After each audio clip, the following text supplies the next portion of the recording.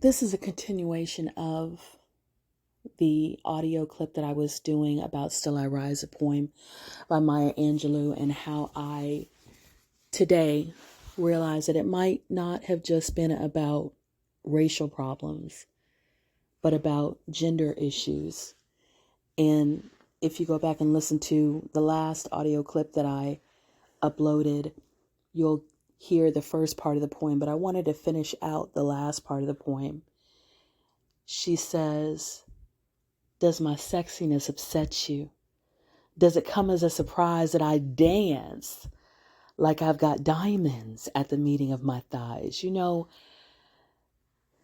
there are men who are upset that women are beautiful, that women are sexy. They want women to hide that and keep it to where only they can see it. In some places, they have her cover up everything but her eyes, and she's covered from head to toe. In other places like America, they shame women for what they wear. On the one hand, they will follow women who dress in skimpy outfits. They will make accounts on different platforms and pay these women money, but they'll talk about them even though they're paying for them, even though men have made these platforms and made these women very wealthy because of how they dress or because of the skin that they show, but they still want to shame them and not take any accountability for their own lust. You know, it's interesting.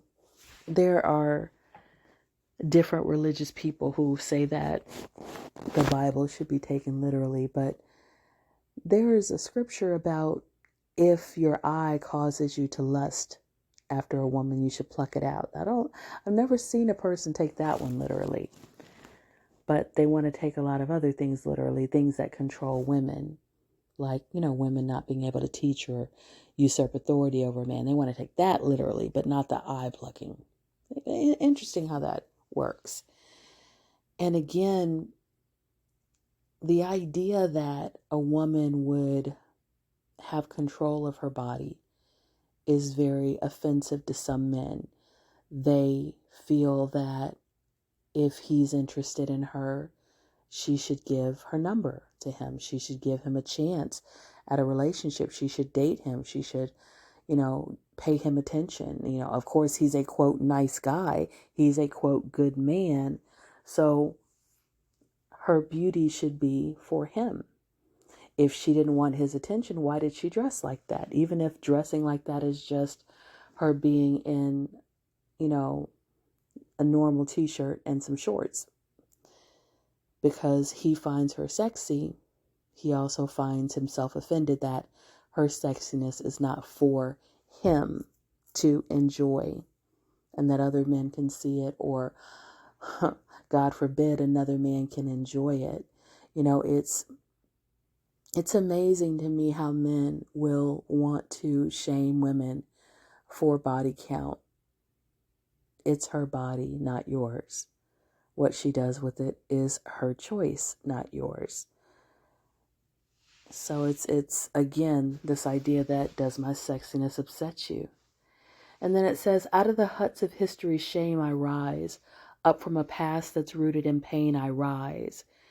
Women have a past that's rooted in pain. At one point, history tells us that most villages were egalitarian. You didn't have many people, so you had to have both men, women, and children trained to hunt and fish and prepare food and weave and put up tents and tan hides and do everything that needed to be done because you needed all hands on deck.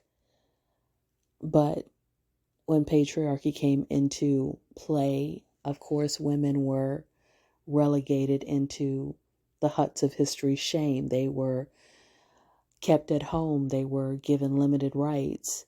And that is a past that's rooted in pain. Many of our grandmothers weren't married because they wanted to be. They were married because they had to be, because they couldn't have survived on their own.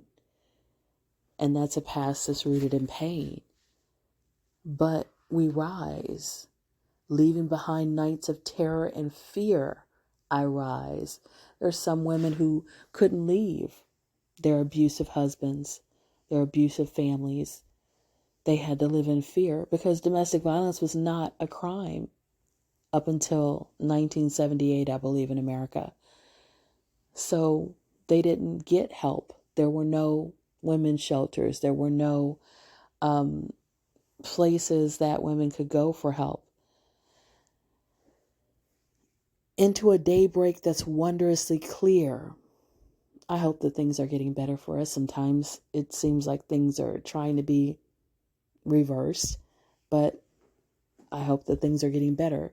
Bringing the gifts that my ancestors gave, I am the dream and the hope of the slave. You know, there's so many people who think that women aren't like they used to be, or that we're going downhill. I don't see things that way. I see women now as having choices, and the dreams that our grandmothers might have had to go to school, to have a job, to have their own bank accounts, to have their own savings accounts, to spend their own money. We get to live that way now. The dream that they might have had to not have to get married to survive, we get to have that dream now. So I believe that modern women are the dream and hope of those women who were treated like property. They didn't have a legal voice. They couldn't vote. They couldn't serve on juries. They couldn't be in certain positions on a job. They couldn't get educated at one time. They had no legal personhood. I believe we are the dream and hope of those women that were treated like slaves. And I'm glad that we've gotten to this point. And I think poems like that remind us of how far we've come and how much we need to be aware of how far we've come so we don't take it for granted and don't go backwards. You know, there's a book called The Handmaid's Tale, and there are many people that say that we're living in the beginning stages of that book when everything starts to shift and women begin to get their rights taken away. Well, I hope not. I hope that Operation 2025 never comes to pass and the things that have been happening are overturned when it comes to women losing their rights and losing their autonomy. It's just something to think about, and I think it's something to be aware of. May you walk in synergy. This is a continuation of